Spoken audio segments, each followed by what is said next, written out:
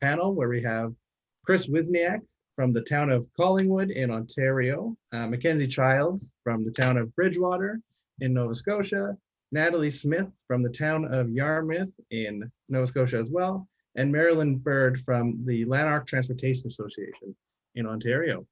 So I'll pass it over now to Kieran to continue on with the panel. Thanks, Travis. I appreciate that. I'm just going to share my screen for everyone here and got a few slides just to tease everyone a bit for our discussions. So I will let me know when that, let me know if you're able to do that. You're all good? Good with that? Excellent. Well, thanks again, everyone. Appreciate it. Good evening, and thanks for joining us tonight. Long day, I'm sure, but lots of great ideas and insights coming out of the conference. You know, when we think about a community and those parts that are integral to growth and the quality of life, you think about employment, healthcare, recreation, shopping, and of course, people. Accessibility, mobility, and transit are intertwined and necessary in that infrastructure. And for us, you know, transit covers many facets, and it's very complex when you're dealing with rural transit. But before I get going there, I'll just give you a little bit of background about myself and how we'll work today's session. So my name obviously is Kieran Hunt. I'm the planning studio lead at FBM Architecture. At FBM, you know, I'm really proud of the work our team did in authoring the recent Nova Scotia Main Streets Community Initiative Community Workbook. I'm also proud to say, given the context of this conference, that this study involved volunteer input from Dalhousie planning students, and one of whom we have now hired full-time with our firm. So there is always, it's always nice to be able to report back positively through the work there. And she's now involved actively in our phase 2 of the Main Streets program, which is our community conversation guide and assessment tool. Through the engagement we held in that process, it was around communities around the province. It was clear to us that rural transit and the need thereof is as much a part of connecting to main streets as the businesses to which they're drawn.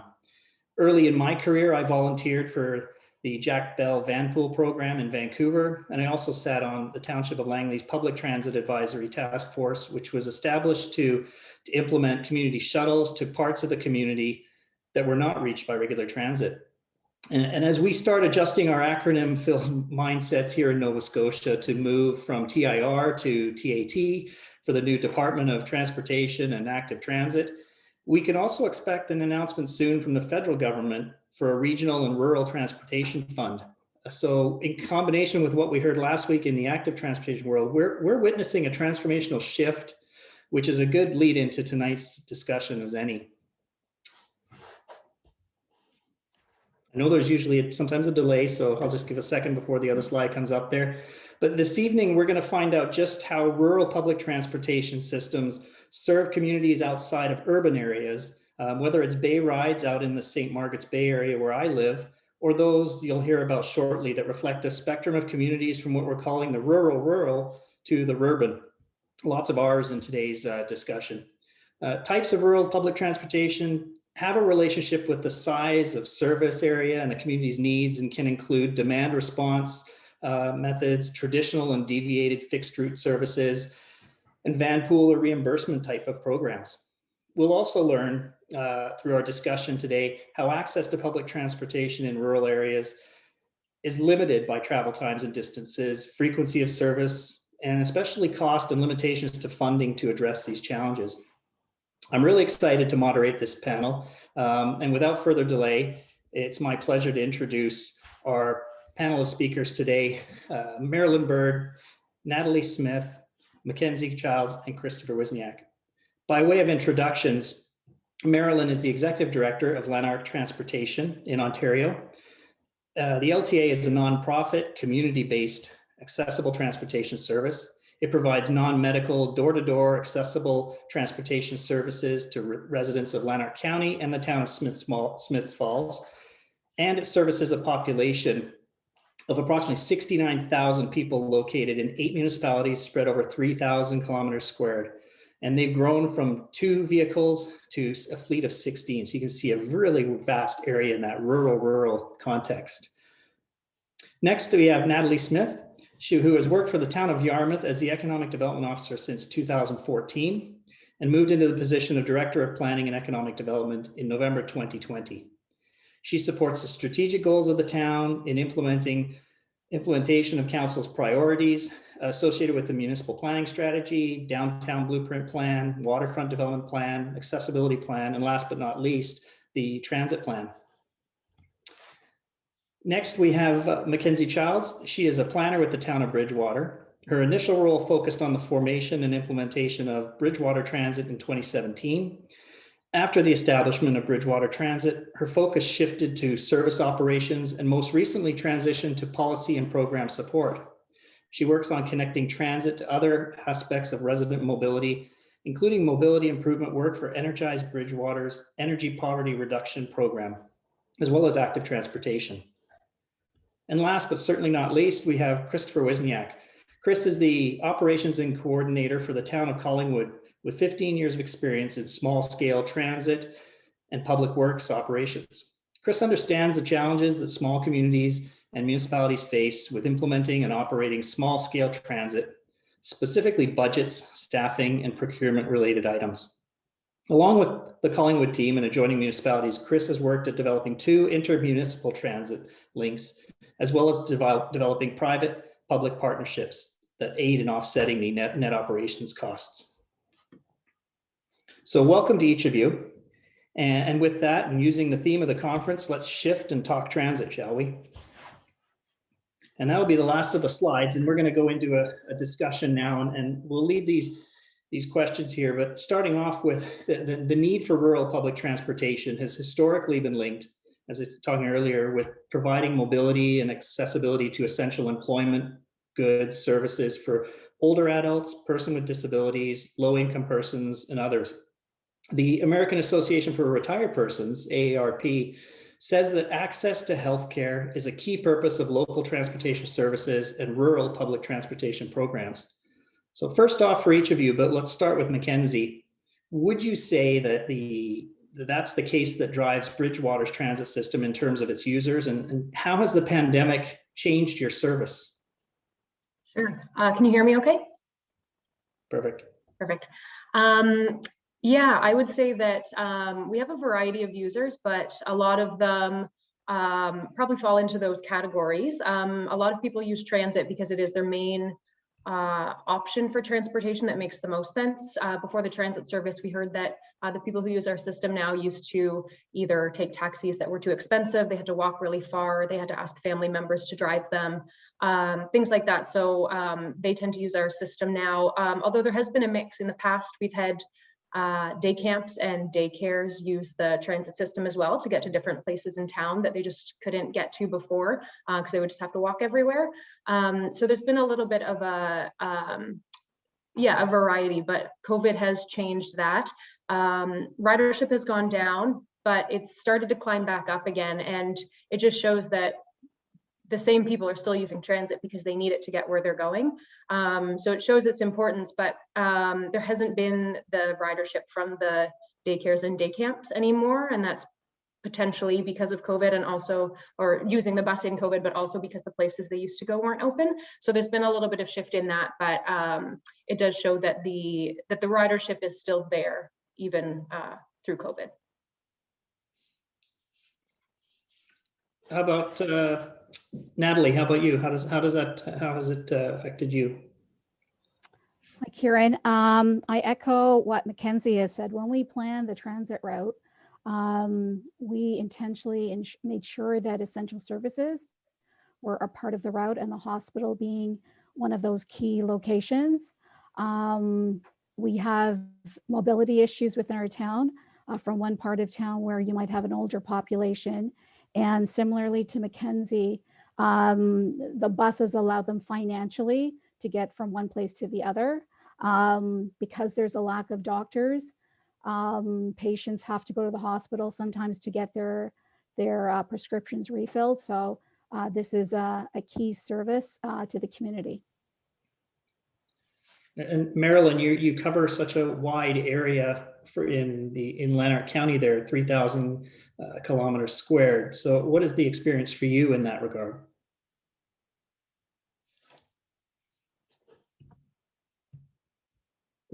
Do we still have?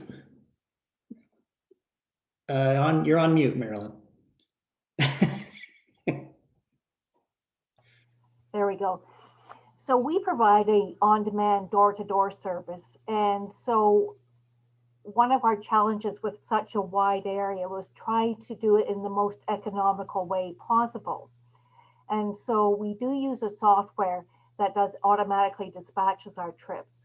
And it comes up with solutions that allows us to mesh trips for people going in the same location. But with COVID, we're only transporting one person at a time.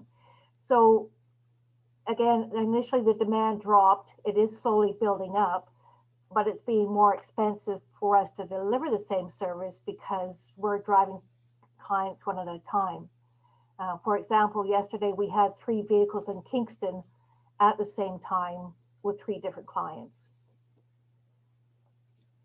And Kris, for yourself, you're in that spectrum of communities. You're the closest to the urban context, but would you say that it's still the same factors are driving transit there, but in a bigger market like yourself, has the impact of the pandemic changed your service in any way?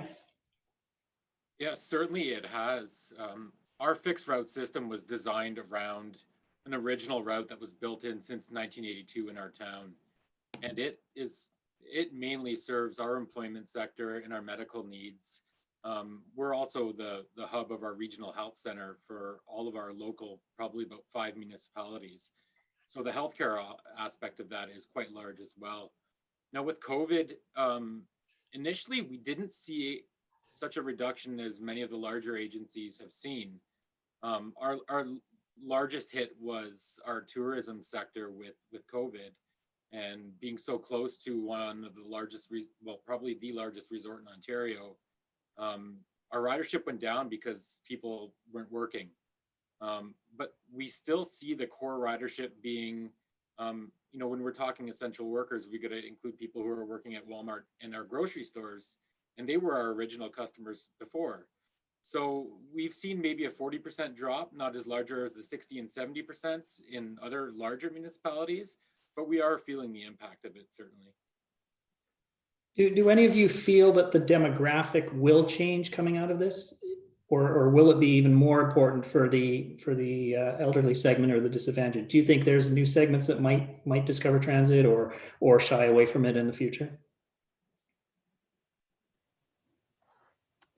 Kieran, I think that our demographics won't shift a lot. I think people have found another way to get to where they need to go in the town. And we had thought that we might have gotten some of those back in the last recent months, and we haven't seen that as yet.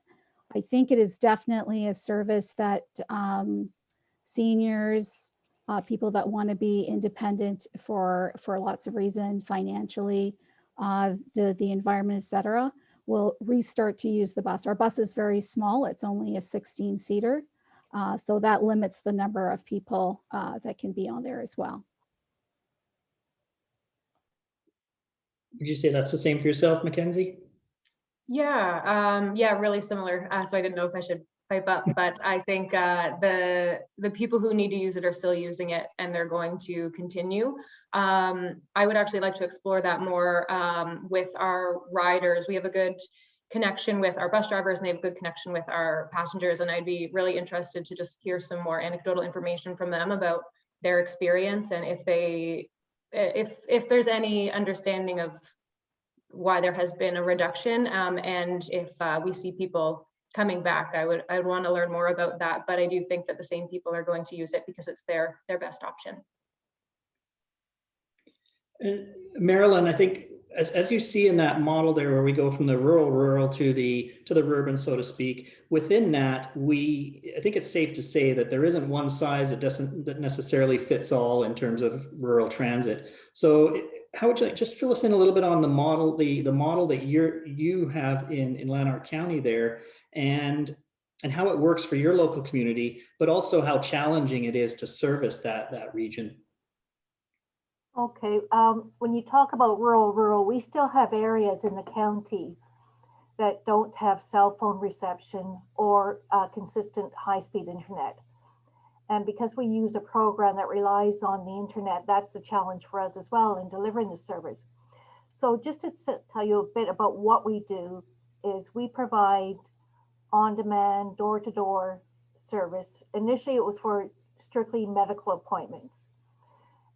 We've expanded that to include any life-enhancing appointment or service. So that really is a very broad range of the type of appointments that we will drive people to. And I always say that we try and get to yes, how can we help you, as opposed to no, we can't drive you.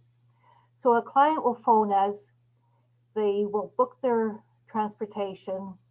A day before, we phone them back to confirm their pickup time. And then a driver goes and picks them up, takes them to their appointment, and then brings them back home.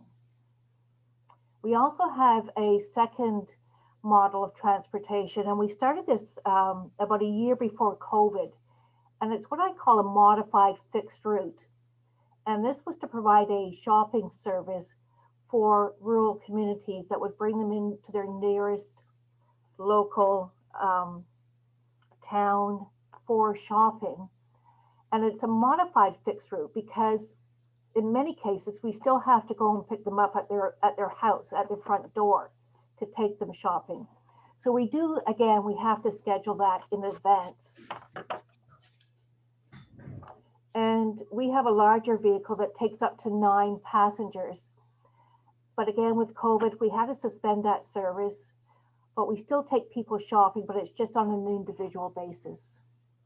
So with our service, it's very much, it meets individual needs, but what we don't do is we can't provide transportation for employment purposes. We just don't have the funding to be able to cope with that. So I think, Kris, you're at the other end of the spectrum there for yourself. And for you, being a quasi bigger market, but still having that you might have some quasi urban centralities, but you've also got the rural touch points that you have to reach to. How does the model work for you? And where have been the challenges for you to serve that region? Yeah, well, we operate a fixed route system. Currently, we have 5 routes in the town. COVID has changed everything with that. We're currently underway with, I would say, a major overhaul of our system, and we're doing a full service review and optimization study. And from our initial public consultation, I think that, with all the technology that's developing right now, there are going to be some modifications to be able to adapt to, the different size communities and the smaller communities that branch out from us. And it's important to be able to work together with all of your other municipalities to look at ways of solving these issues. So currently, I think we're doing a really, really good job, and we've been able to branch out to other municipalities using our system and our current operation contract.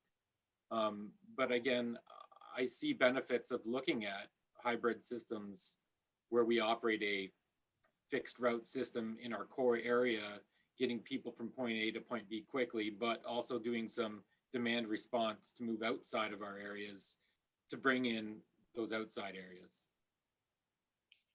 And Mackenzie and Natalie, your service is a little different. I think in Mackenzie's case in Bridgewater, and we'll touch on this a little bit more, is that you're fixed within the boundary of the town itself. So you don't extend beyond that to the touch points out there. And curious for that one there is, how do you deal with those interjurisdictional considerations in those, for an area that is geographically dispersed?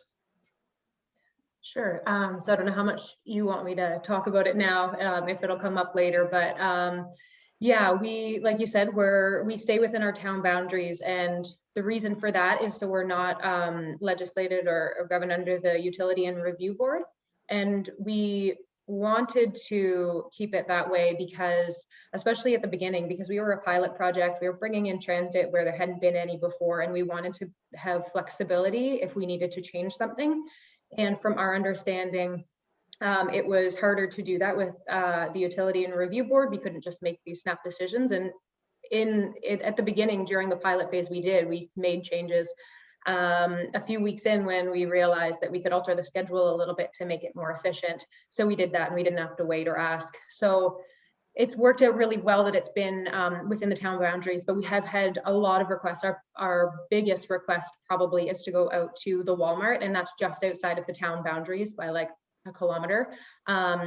And a lot of people who live around here, and it's probably the same everywhere, they don't necessarily know where the town boundaries are. So they don't think about it like we think about it. So they're like, why can't you go out to the Walmart and the Canadian Tire? And so we're just always, we want to receive that feedback. And so we're always keeping it in mind to see if in the future we can expand or do something else. So it's good to get that feedback and see where the drive is to expand to, but it does have to be a larger conversation with the surrounding municipalities to see how we could work together on something like that.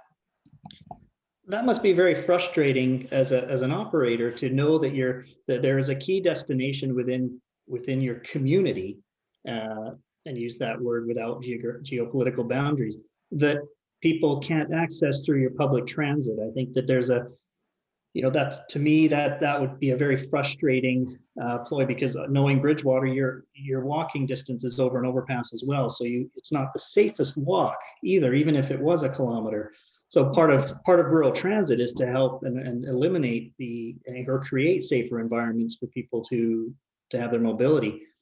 Natalie, for your case, you probably almost are the intermediary between all of these and in how Yarmouth's transit works. So how does your model work in Yarmouth?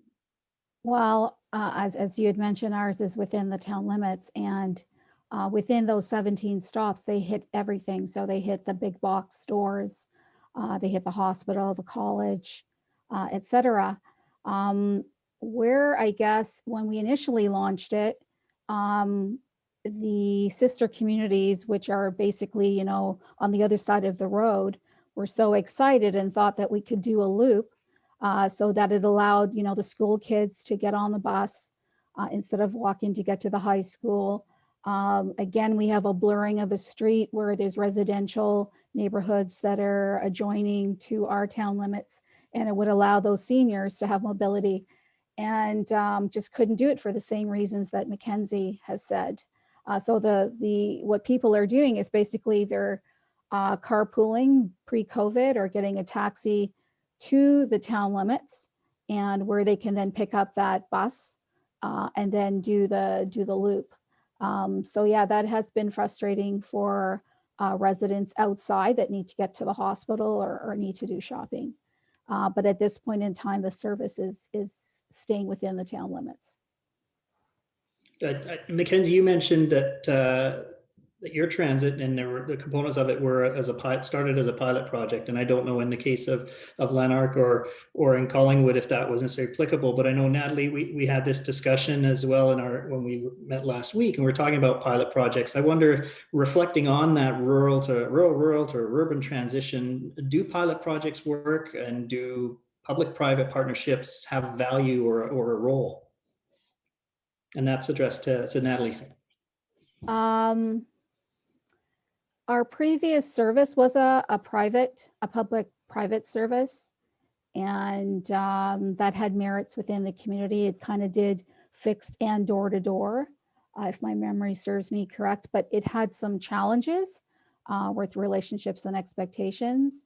I think it all depends on who you're doing the venture with and what the terms of reference are, and how it best serves both partners, because we're responsible for the spending of that money with our taxpayers' dollars. So I think it depends on partners and the expectations and the terms of reference. Kris, what's your experience there? I know that your public-private partnerships are part of your livelihood out there. Yeah, they sure are. And, so are the pilot projects. Both of our intermunicipal links were both started as pilot projects with seed funding that we either got from the province or from our upper tier municipality. And when you're looking at the value of a pilot project versus doing a consultant-based study,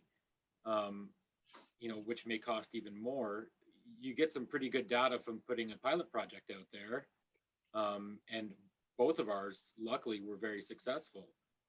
Now, I do know some other municipalities that have done it and haven't proved as successful, and pilot projects could be a little bit dangerous sometimes, because trying to take a service away once you put it out is quite difficult, because when you're doing a pilot project, you may not garner all the ridership that you're anticipating, because when people are committing to a job or committing to do appointments, they're expecting something that's going to be reliable and consistent, and that's what makes transit successful.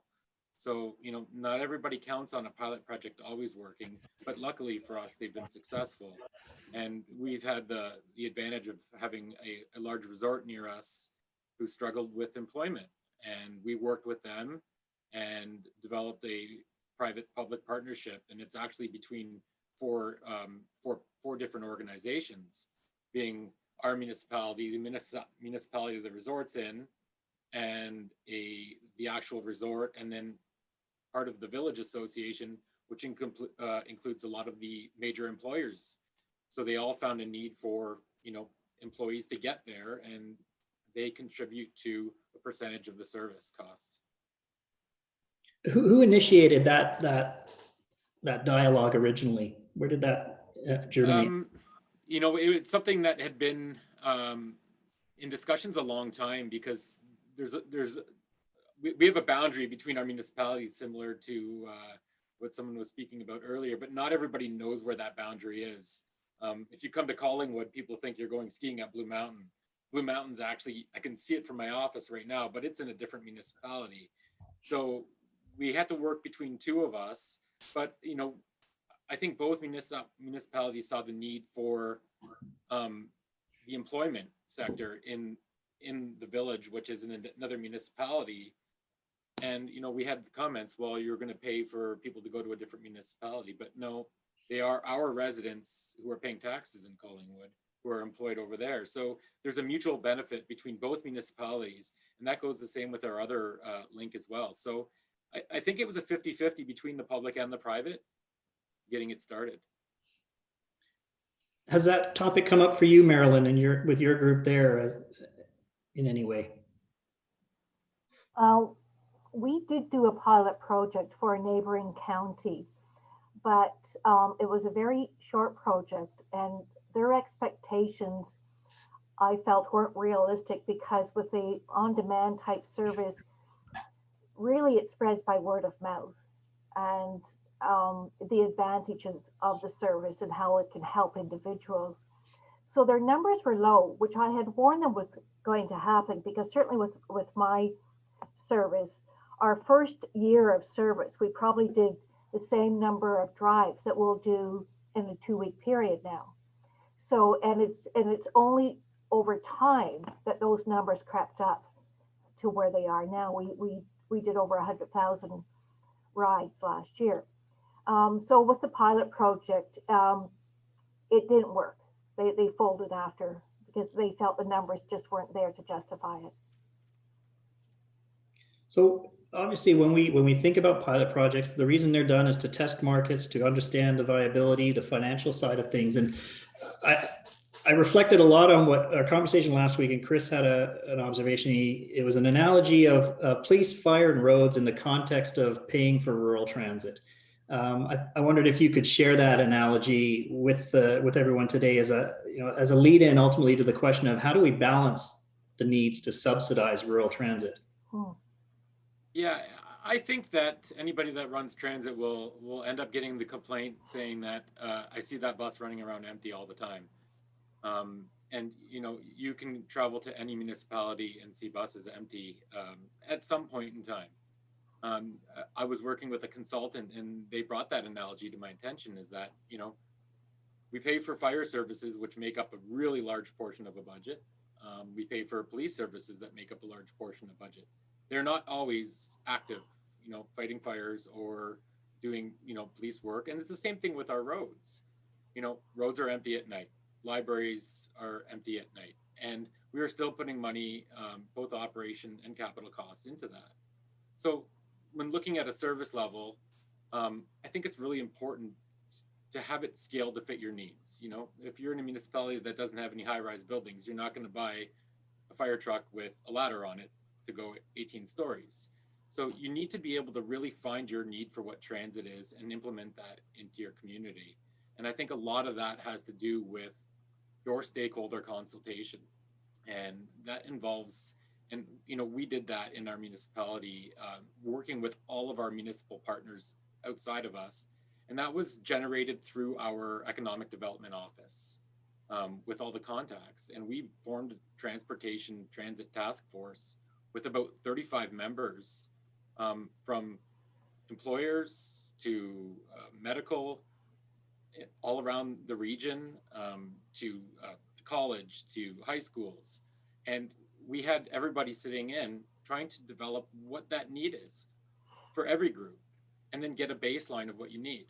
And, you know, I think the other important thing is, you know, being small municipalities, we often contract our services out. So when you're doing these contracts, which can often be long-term, you want to be able to build that scalable transit into a contract so that, you know, you don't have to go out to tender a new contract every time you want to build on your services. So pre-planning a lot of these things, and mind you, we didn't do that all in the beginning. Mistakes were made, and I think, you know, you learn that along the way. And it took a while to get where we are, and we're still not doing it perfect. But you know, hopefully one day we'll get there. Any comments, Natalie, from your perspective there, as far as how we look at supporting rural transit? Because inevitably it's always going to be probably cost more than people realize, but the need outweighs the, you know, I don't want to quote Star Trek, but you know, the idea there is that to subsidize this is a necessary component of operational budgets. I have to commend our council on that. There was a lapse of time where there was no service when we had stopped the private service, and council saw the outpouring from the community that really demanded for the service to come back. And so we did do a baseline study. We hired someone to do a transportation study. And then we sat back and looked at that and say, okay, how do we right size that to our needs? What can we handle as staff? What can we afford from a budgetary point of view? And then, you know, how do we meet that need to the majority of the people in the community? And so we did that analysis. I think one of the important things that we've done along the way, because it's 6 years that we've been running this small loop, 45-minute one directional loop, is we have been quite agile. So we said, okay, we started off with a very sophisticated, technology-driven smart card platform, and then realized that, oh, we were so out of sync with our riders who really just wanted to pop cash in there or to have some sort of tangible paper product. And so we recognized that after that system wasn't working, that we took a step back, went out and looked at our other communities, applauding Bridgewater. We took some of their ideas and then quickly implemented it within 1 month, a full changeover. We looked at routes, and counselors got feedback, staff got feedback, and we said, okay, we need to make a decision about changing the route. Again, because looking at, did we miss an opportunity to get the right ridership? So by keeping it within the town, we were able to be a bit more flexible. And one of the things, I guess, looking at the future and how development is happening in the town, we're getting a lot of pressure to have more housing, which means there's more need for some type of public transportation. The people that are coming to town aren't necessarily coming with cars. So that's something, again, that we're going to have to look at. I see Mackenzie nodding in full agreement there, but do you have anything else you can add from Bridgewater's experience? I guess I just agree with both what Natalie and Kris were talking about, kind of the importance of it, but also making a system that works for you. And so I'd have to commend our council as well, because they were the ones who made it a permanent transit service after 1.5 years of pilot and demonstration phase. And there was a lot of vocal opposition at the beginning, talking about exactly what Kris was saying, like there's empty buses and why are we paying for this and all of this stuff. And then people started sharing, we collected personal stories from people about why transit was important to them and how they used it. And we just got a lot of data and started sharing these stories, and people were like, oh, this is actually really great and it's really important. And we started hearing comments like, I don't use the system, but I'm really glad that we have it. And I think it's important to kind of, yeah, like keep in mind what it is that you're trying to do with it. So creating that service that works for your town. You're not going to be able to accomplish everything, and our route could be a lot more frequent and it could be a lot of things, but just trying to keep it going and having that council support that they've made it a permanent service is really great. Go ahead, Marilyn. Karen, I was going to You need say, to raise your hand. okay, thank you. I just wanted to say that we recognize that there's a huge demand that we're not meeting. Now, what we do very well, but it's really on-demand medical and life-enhancing appointments and services. But there's a huge need, people that want to go from community to community, or for employment purposes, for example. And that's not within our mandate. We don't do it. And at this point, there's certainly not the political interest to get into that, to jump into that kind of transportation system because of the cost involved.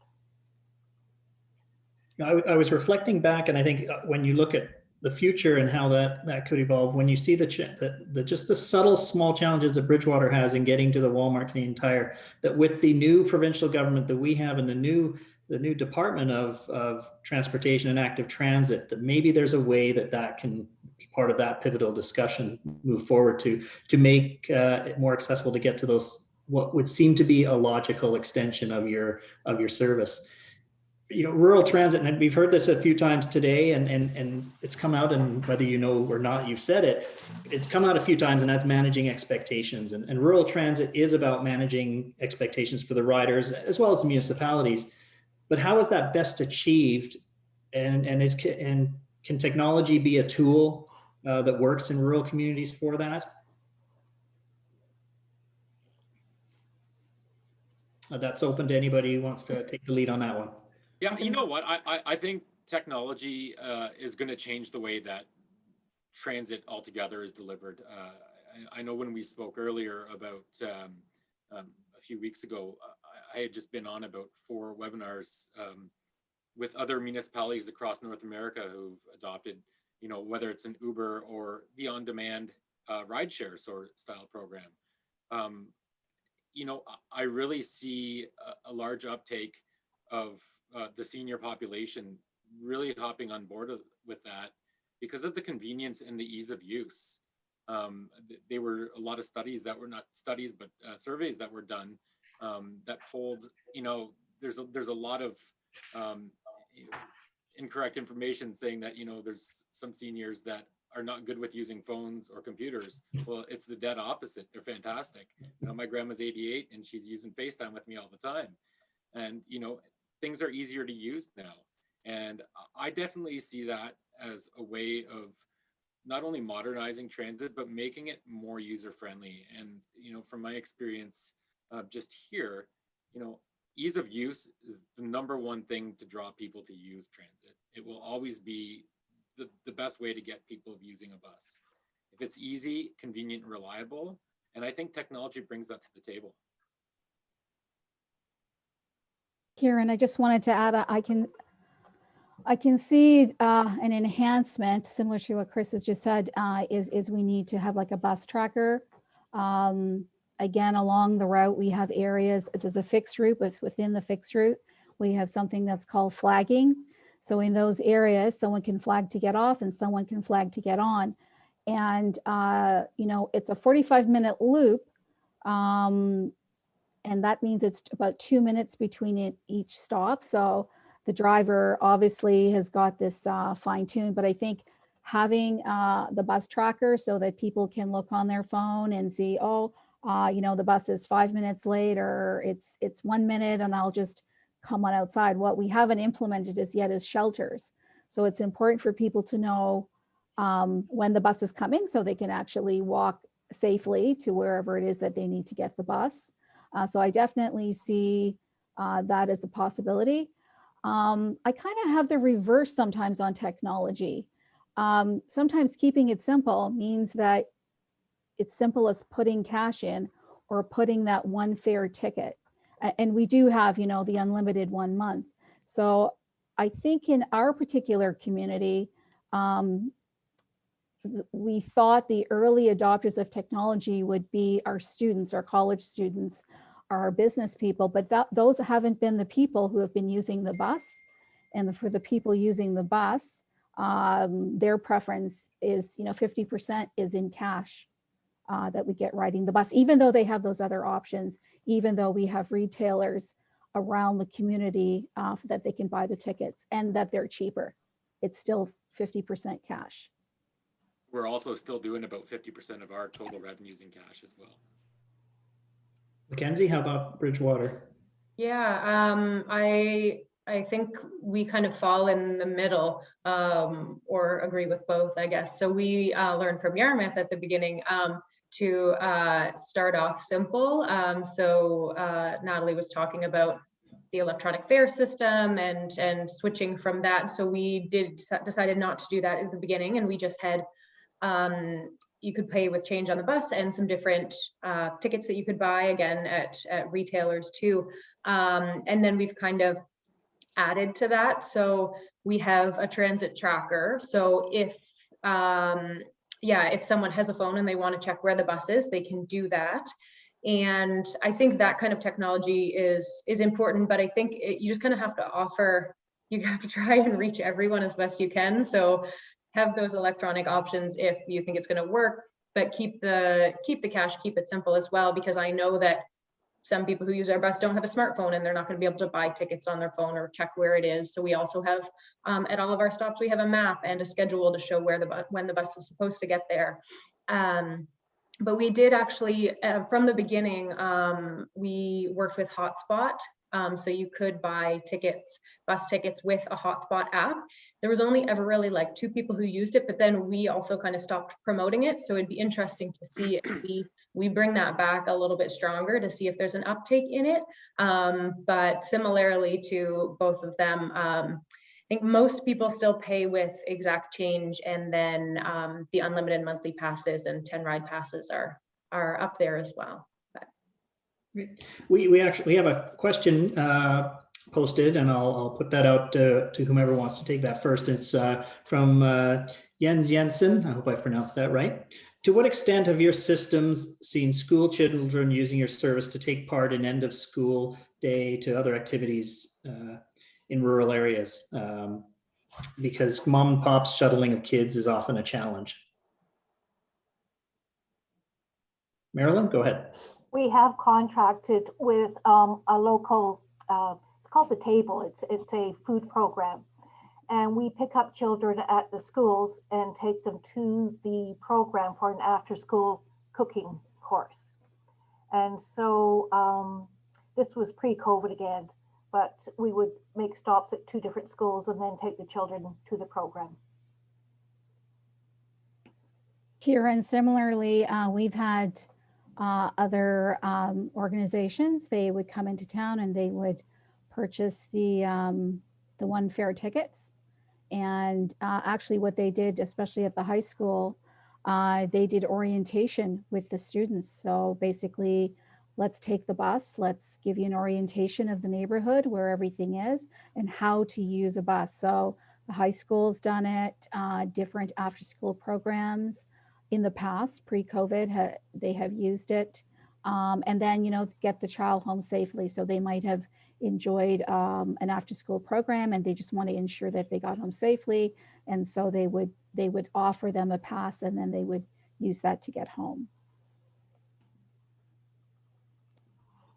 Yeah. Kris, go ahead. For us, we've got 2, mainly with our intermunicipal links. One would go to that goes to the ski hill. We have usually on the after school run to that is pretty packed with students who either work at the mountain or are going skiing. Saves parents at least one drive out. And then the opposite way, We have Wasaga Beach on our other side, which doesn't have a high school. So any students that are at the we have 2 high schools in Collingwood. Any students that are at the high schools in Collingwood that are doing after school sports or activities, instead of taking the school bus and leaving early, they can now participate in those and take an actual bus from Collingwood into Wasaga Beach. That is now operated by our upper tier municipality, however, but it has done very well. I recall an instance out in Vancouver in Lower Mainland with transit where it's a cultural identity too, with where you come from as to how familiar you are with transit. And this family had their young children. They were elementary school and they had no problem putting them on a public transit to go to school. And the uproar was from regular society that said, how could you do that and abandon your kids? And their acceptance for culture was just, that's what we do. They know what they're doing. They know where to go, what to do when they come back.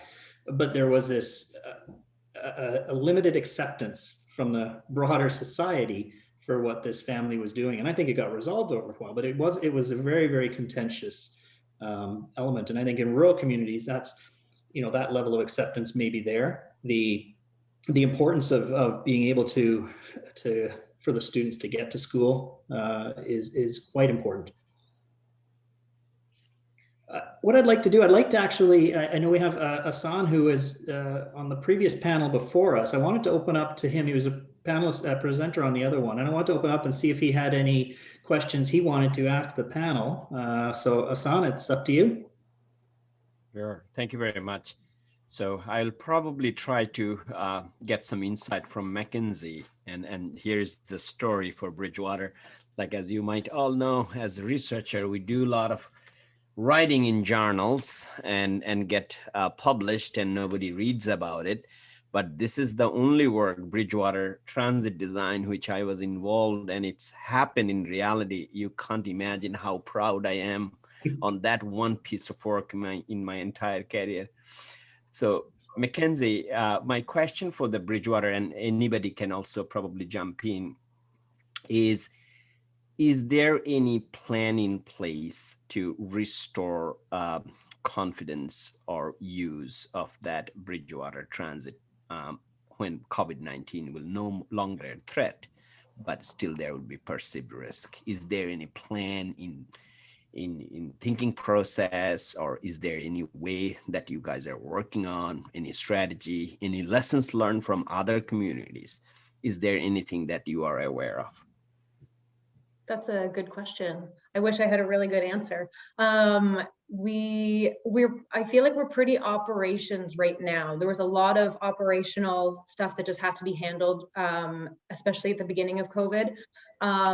It was also at the same time that our buses that we had since the start of the pilot project that were donated from Halifax Transit finally were no longer usable. So we were procuring a new bus, and there was just a lot happening. So we were kind of just going forward, and that's all we could manage at the time. But I feel like in the last couple months there's been more discussion. So myself and some other staff, this isn't really COVID specific, but it's just we're thinking a lot about how we can keep improving the bus system, because it's been in place for a couple of years now and people are confident with using it. And we've kind of seen a gradual constant increase, except for the drop during COVID, but we want to keep that going.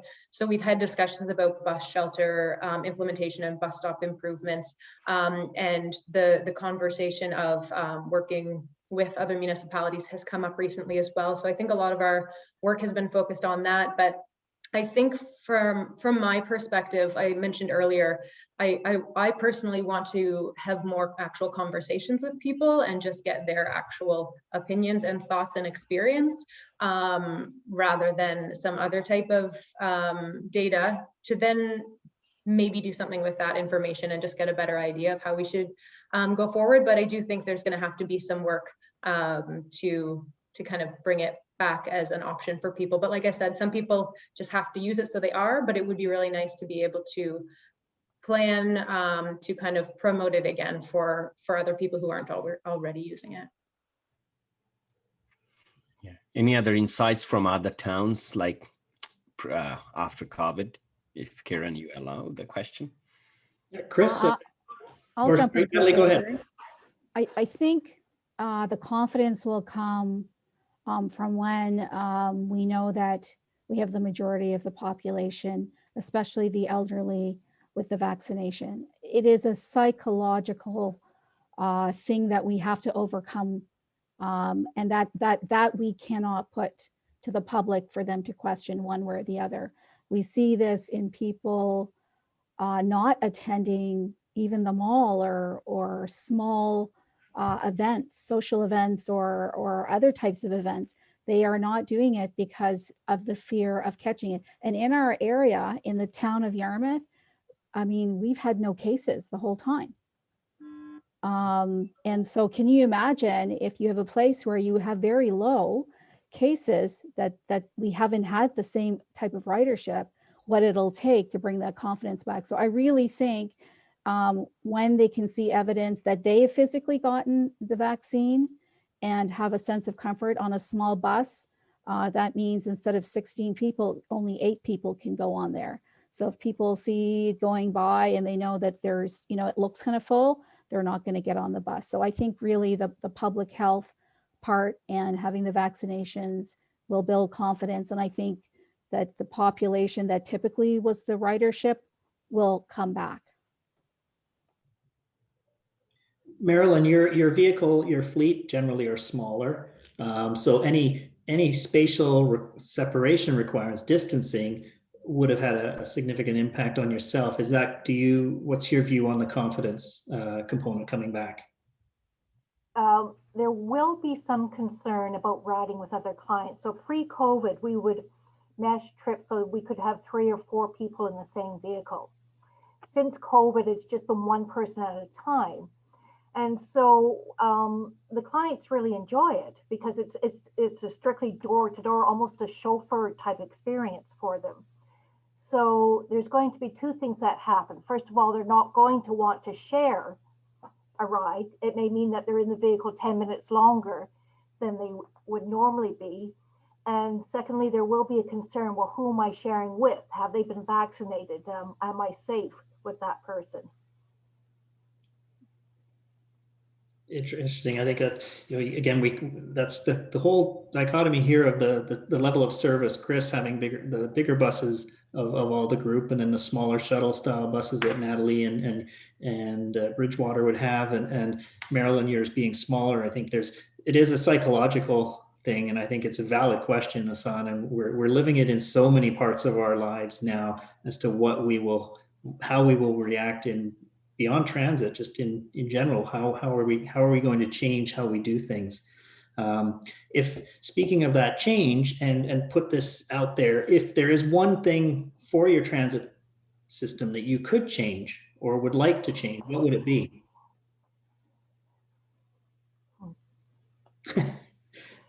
Well, if money wasn't an issue, I would like to have some kind of fixed route service connecting communities within Lanark County. That's what I would like to see happen, so that we are more available to more people to meet more needs. Natalie, how about you? If Santa Claus would wish me all my dreams, I would love to have love to have 2 buses going bi-directionally and a shorter route time. Kris, how about yourself? I'd like to see it go regional, thinking bigger, thinking out of the box, node-to-node transportation, linking smaller communities. I like to see that. Mackenzie, I think we know where this might go, but keep going. I'd like to see a lot of things. I think more buses would be great, because we also have a 1 bus, 1 direction, 1 loop system. It's on the hour. So another request we've had a lot of is either a bus going the other way or a bus on the half hour. And kind of touching on other things that have come up, we've also established our system in a way where it hits a lot of destinations around town, but there's still parts of town that we just can't get to in an hour, including the high school, or including some really not dense, but a lot of single unit residential areas.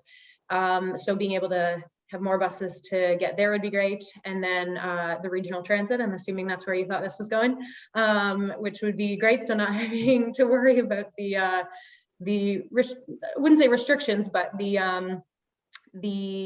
working with the UARB, being able to just work with other places and be able to work together and make those changes easier. So. And the reason I say that is that the positivity that's coming out of the federal government lately, whether it's large funding for active transportation, and now what we're expecting to come down soon on the regional and rural transportation fund, it will be very interesting to see how that money could be allocated to help rural transit.